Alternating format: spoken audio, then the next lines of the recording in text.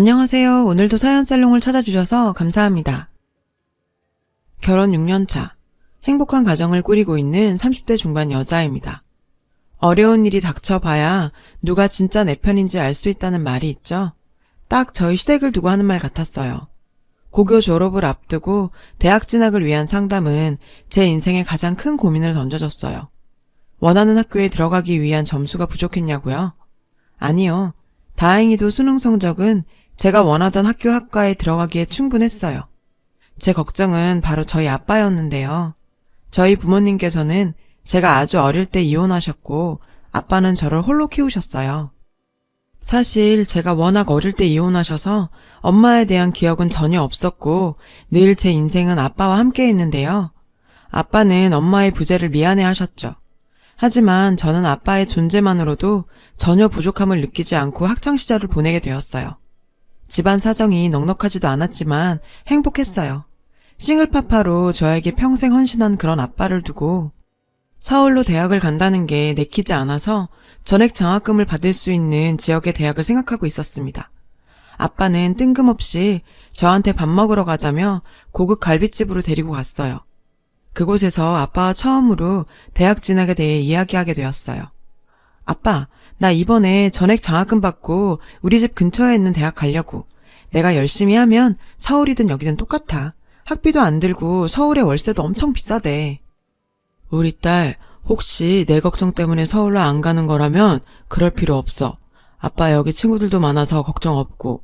그리고 내가 우리 딸 대학 보내려고 어렸을 때부터 모아둔 돈도 있으니 그런 걱정하지 말고 네가 원하던 대학으로 원서 내.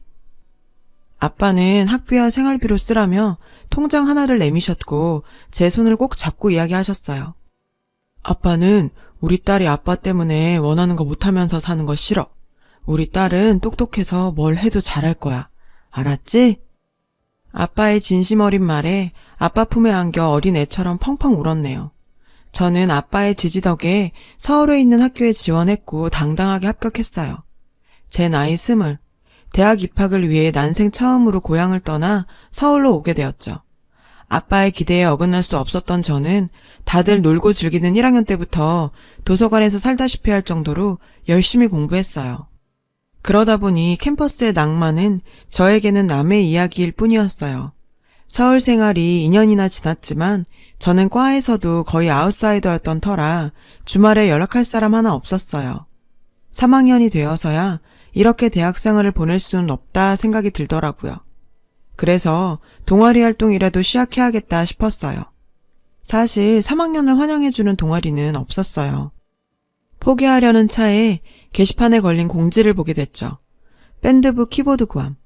어릴 때부터 10년 이상 피아노를 쳤던 저에게 딱 맞는 동아리였습니다. 그리고 운명처럼 가입하게 된 그곳에서 미래의 제 남편이 될 남자를 만나게 되었어요. 밴드부 리더이자 보컬이었던 그는 정말 신비한 사람이었어요. 노래할 때 제외하면 말하는 걸 들어본 적이 드물 정도로 과묵한 사람이었어요. 게다가 뭔가 모를 그늘이 있는 사람처럼 보였는데요. 동아리 가입 후에 저도 뭔가 대학의 일원이 된 것 같은 느낌이 좋아서 동아리 활동에 열심히 참여했어요. 그와 함께 공연 준비하면서 말이 없는 그와도 조금은 친하게 되었지만 그런 시간도 길지만은 않았어요. 졸업반이었던 그는 마지막 공연을 마친 후에 취업을 위해 더 이상 동아리 활동에 참여하지 않았어요. 그리고 얼마 지나지 않아 졸업하게 되었습니다. 그리고 그렇게 끊겼던 저희의 인연은 제가 졸업 후 제약회사에 취업하면서 운명처럼 다시 이어지게 되었어요. 원하던 회사에 입사했지만 현실은 훨씬 냉담했어요. 손대는 것마다 실수투성이에 동료들에게 피해만 주고 내가 겨우 이 정도밖에 안 되나 싶어 좌절하고 있는 저에게 누군가 말을 걸어왔어요. 너 수진이 아니야? 제 이름을 부르며 다가오는 한 남자. 아무리 봐도 누군지 모르겠더라고요. 나야 나 김영석. 카이로스 동아리. 벌써 나 까먹은 거야? 순간 김영석이라는 이름이 머릿속을 스치면서 그가 형석 선배라는 걸 알게 되었어요. 긴 장발에 늘 자유분방한 패션을 하고 다니던 그가 단정한 짧은 머리에 와이셔츠 입은 회사원의 모습을 하고 있으니까 제가 못 알아보는 것도 어찌 보면 당연한 일이었어요. 괜찮아, 괜찮아. 못 알아볼 수도 있지. 나 많이 달라졌지? 먹고 살려다 보니 나도 변하더라. 완전히 달라진 외모와 함께 말없이 시크했던 성격도 많이 바뀐 것 같았어요. 그런 그의 모습이 뭔가 짠하기도 했지만 말수가 없어 더 알 수 없는 사람이라 벽이 있던 관계에서 조금은 더 친근하게 느껴지더라고요. 그리고 그는 저에게 정말 놀라운 사실 하나를 알려줬어요. 그가 저희 과 선배였고 제가 동아리에 들어가기 전부터 저를 알고 있었다고 했어요. 참, 얼마나 과 생활을 안 했으면 자기 동아리장이 과 선배인 것도 모르고 있었냐며 웃었는데 학교 선후배로 시작한 인연이 회사로까지 이어지게 되면서 좀 더 가까운 사이가 되었죠. 회사 끝나고 개인적으로 밥도 먹고 술도 마시면서 정을 쌓은 저희는 연인 관계로 발전하게 되었어요. 그렇게 2년간 회사 안에서 비밀스러운 연애를 즐기던 저희는 제 28번째 생일날 그의 프로포즈로 결혼 약속을 했습니다. 결혼 허락차 각자의 집을 방문하게 되었어요. 저희 아빠는 허락 같은 게 왜 필요하냐시며 그를 환영해줬어요. 그리고 그의 집을 방문했죠. 집안이 뭔가 무겁고 이상한 느낌이 있었어요. 그게 단지 느낌만은 아니라는 걸 곧 알게 되었습니다. 예비 시모께서는 시아버지에 비해 어려도 너무 어려 보였어요. 저녁을 먹는 내내 그는 어머니에게 한마디도 하지 않더라고요. 무거운 분위기 속에 예비 시부모님과 처음 만남을 마친 후 그는 저에게 본인의 집안 이야기를 해줬습니다. 사실 아까 그 여자분 내 친모가 아니야. 친엄마는 나 어릴 때 사고로 돌아가셨어. 시아버지께서는 아내를 잃은 후 내내 힘든 시간을 보내시다가 6, 7년 전쯤 등산 모임에서 만나게 된 여자분과 함께 살림을 차리셨다고 했는데 남편은 새엄마가 된 그녀가 마음에 들지는 않았대요. 아버지께서 다시 기운 차리시고 살아가시는 모습에 그저 받아들이기로 했다고 하더라고요. 남편의 이야기를 듣고 나니 남편의 첫 인상에서 뭔가 그늘이 느껴졌던 이유를 알 것만 같았는데 동시에 저와 같은 아픔이 있는 그에게 더 큰 동질감을 느끼게 된 계기가 되었죠. 그리고 결혼 후 저도 남편이 왜 이리도 새엄마를 마음에 들지 않아 했는지 점차 알아가게 되었어요.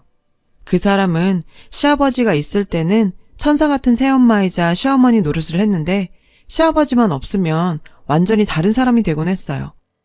시아버지 생신날 오랜만에 시댁에서 함께 밥을 먹게 되었는데 그날도 남편은 뭔가 기분이 좋지 않아 보였죠. 시아버지와 함께하는 식사 자리에서 역시나 저희에게 살갑게 구는 시어머니셨는데 우리 형석이 많이 먹으렴, 우리 애기도 많이 먹으렴. 남편은 아무 대답도 하지 않았고 그 모습에 아버님께서는 버럭 화를 내셨는데요. 형석아, 넌 10년이 지나도 어찌 변하질 않는구나. 사람 말을 하면 대답을 해야지. 남편은 그저 묵묵히 밥을 먹을 뿐이었죠. 여보, 괜찮아요. 애 혼내지 마세요. 억지로 그게 되겠어요? 10년이 안 되면 20년 노력하면 되죠. 역시나 시아버지 앞에서는 그저 천사표 시어머니시더라고요. 화가 나신 아버님께서는 주방을 나가버리셨는데요.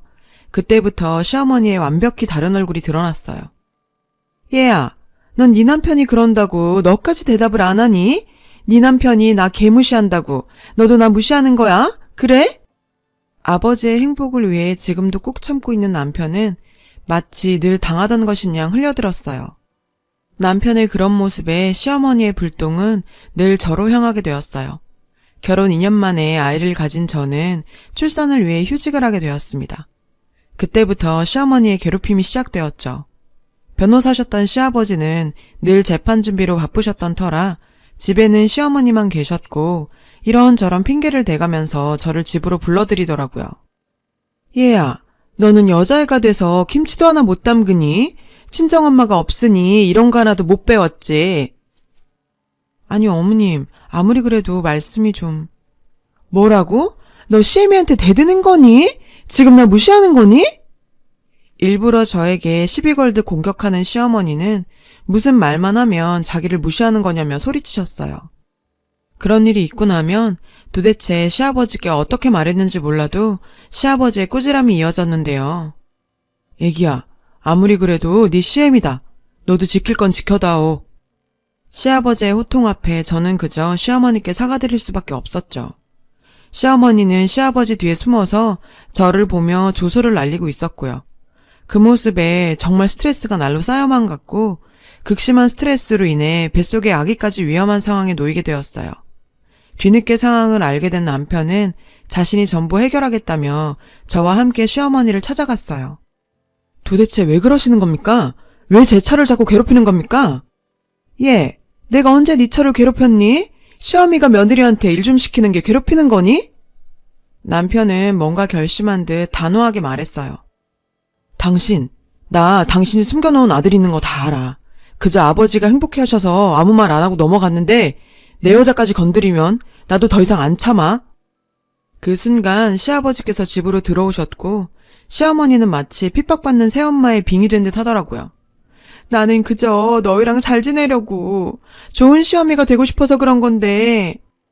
시어머니의 눈물 뚝뚝 흘리시는 모습에 시아버지께서는 소리를 버럭 지르셨고 저희를 쫓아내셨죠. 형서가, 내가 널 그렇게 키웠니? 아무리 그래도 나랑 같이 살고 있는 사람한테 이렇게 모질게 굴 수 있는 거니? 꼴도 보기 싫다. 남편과 저는 아버님에게 거의 쫓겨나듯 집에서 나오게 되었고 그 후로 시댁에 갈 수가 없었어요. 그리고 1년 만에 듣게 된 소식은 시아버지가 암 판정을 받았다는 소식이었습니다. 남편과 급하게 아버님 댁을 찾아갔어요. 그곳에서 충격적인 장면을 목격하게 되었습니다. 아유, 우리 현수 고생 많았다. 이제 곧 저 노인네 죽으면 이 집에서 엄마랑 같이 살면 돼. 조금만 더 참으면. 집안에는 시어머니와 고등학생쯤 돼 보이는 남자아이가 웃으면서 대화하고 있었는데요. 남편이 그렇게 화가 난 모습은 정말 처음 보는 듯 했어요. 아버지가 왜 죽어? 그리고 누구 맘대로 너희가 이 집에서 살아? 남편의 갑작스러운 등장에 시어머니는 상당히 놀란 눈치였고 자기 친아들을 등 뒤로 숨기더라고요. 뭐라는 거니? 너희가 여길 왜 와? 누구 맘대로 왜 여길 들어와? 저 영감 너희 때문에 암 걸린 거야. 니들이 속썩여서. 그리고 말은 바로 해야지. 네 아버지 죽으면 이 집 내 거야. 평소 시아버지 앞에서는 그렇게 잘할 수 없던 시어머니는 이제 그 더러운 가면을 쓰지 않기로 했는지 노골적으로 아버님이 돌아가시길 바라는 듯 보였어요. 당신, 아버지가 이거 알면 가만히 있을 것 같아? 그동안 너 같은 여자라도 우리 아버지 행복하게 해줄 수 있다면 그만이라고 생각해서 참아왔는데 더 이상 못 참아. 네가 못 참으면 어떡할 건데? 네 아버지 다 늙어 암까지 걸려서 골골하고 있는데? 정신도 없는 양반이 뭘 하겠어. 말하려면 해봐. 지금도 정신 못 차리고 자고 있을걸? 정말 듣고 있자니 악마가 따로 없었어요. 남편은 손까지 부들부들 떨면서 방문을 여는 순간 그 자리에 있던 모든 사람이 순간 움직일 수가 없었습니다. 시아버지께서는 방문 앞에 서 계셨고 저희의 대화를 모두 듣고 계셨어요. 시아버지의 모습을 보자 그 여자는 또 연기를 시작했는데요. 여보, 애들이 또 나를 이렇게 모함하고 업신여기네요. 당신 병간호한다고 매일 이렇게 가슴 졸이면서 지냈는데. 시아버지께서는 모든 걸 체념한 듯 담담하게 말씀하셨습니다. 내가 당신 전남편 사이에 아들 있는 거 모를 줄 알았어? 당신이 말만 하면 그 아이까지 거둘 생각이었는데 넌 끝까지 말 안 하더라. 결국 내가 죽으면 내 재산 가지겠다는 생각이었니? 여보, 아니야. 오해야. 얘는 내 조카야, 조카. 대답해봐, 현수야. 정말 밑바닥이 어디까지인지도 모를 그 여자는 멘탈이 터졌는지 결국 막말을 쏟아내더라고요. 참 다 늙은 남자랑 살아줬더니 어이가 없어서. 양심도 없지. 내가 당신 암수발까지 해야 된다는 거야. 뭐야. 모르겠고 법적으로 해. 결국 당신 수발한 것도 나라고. 이혼하면 당신 재산 반은 내놔야 해. 그거 알아? 이혼 전문 변호사인 아버님 앞에서 법으로 하자는 그 여자에게 시아버지는 진짜 법적으로 대해주셨어요. 당신이 나랑 혼인신고를 했던가? 당신 나랑 법적으로 남남이야. 그리고 병수발을 했다고? 잠이나 자라고 약에 수면제 타준 게 병수발이니? 내 재산 당신한테 100원도 못 줘. 소송 걸려면 걸어봐. 그리고는 시아버지께서는 저희에게 사과하셨어요. 형서가, 애기야, 내가 미안하다. 모두 내 잘못이다. 내가 너희를 오해했구나. 그렇게 속 깊은 너를 두고 면목이 없다. 그 여자는 아버지께 약이라고 속이고 수면제와 계속 같이 먹였고 그 때문에 계속 잠만 주무셨던 건데요. 자신이 더욱 정신이 흐릿해지니 이상해서 결국 수면제를 알아내게 되신 거예요. 남편은 이러한 사실을 알게 되니 그 여자를 더욱 용서할 수 없었겠죠. 시아버지께 위험한 수면제를 계속 먹인 그 여자를 고소하게 되었어요. 참, 법이란 게 저희 마음 같지가 않더라고요. 아프신 아버지께 수면제인 걸 알면서도 과도하게 먹인 그 여자에게 감방행이 아닌 겨우 벌금형이 떨어지게 되었어요. 웃기죠? 그래도 시아버지가 피땀 흘려 모으신 재산을 그런 악마 같은 여자한테 한 푼도 쥐어주지 않았다는 건 그나마 정말 다행이었습니다. 시아버지께서는 암 진단을 받고 한참을 집에서 방치했던 터라 서둘러 치료를 시작했고 다행히 상태가 좋아서 수술하시고 현재는 회복치료 진행 중이에요. 그 와중에 저희 친정아빠가 정말 뜻밖의 제안을 해줬어요. 둘 다 혼자 늙어가는 처지에 사돈 공기 좋은 곳으로 모셔서 요양하면서 같이 살아도 좋을 것 같다며 고향에 있는 집을 처분하고 올라오셨거든요. 시아버지께서 공기 좋은 곳을 원하시기도 하고 몸 상태도 그런 곳에 사시는 게 맞는데 맞벌이 부부에 아이까지 있다 보니 시골로 내려가는 건 무리여서 시아버지를 요양원으로 모셔야 하나 걱정 많이 했었어요. 모두의 상의 끝에 경기도에 작은 전원주택을 구해 양가 아버지를 모시게 되었죠. 거리가 가까워 저희가 반찬도 해다 드리고 들러보기도 좋고요. 사돈끼리 저러기도 쉽지 않은데 서로 형님 동생 하면서 친구처럼 잘 지내고 계시네요. 엄청난 일을 겪은 만큼 아버님도 남편도 우리 가족 더 행복했으면 좋겠습니다. 여러분, 사연 댓글에 응원과 현명한 조언 부탁드려요. 좋아요와 구독은 저에게 큰 힘이 됩니다. 오늘도 좋은 일 가득하세요.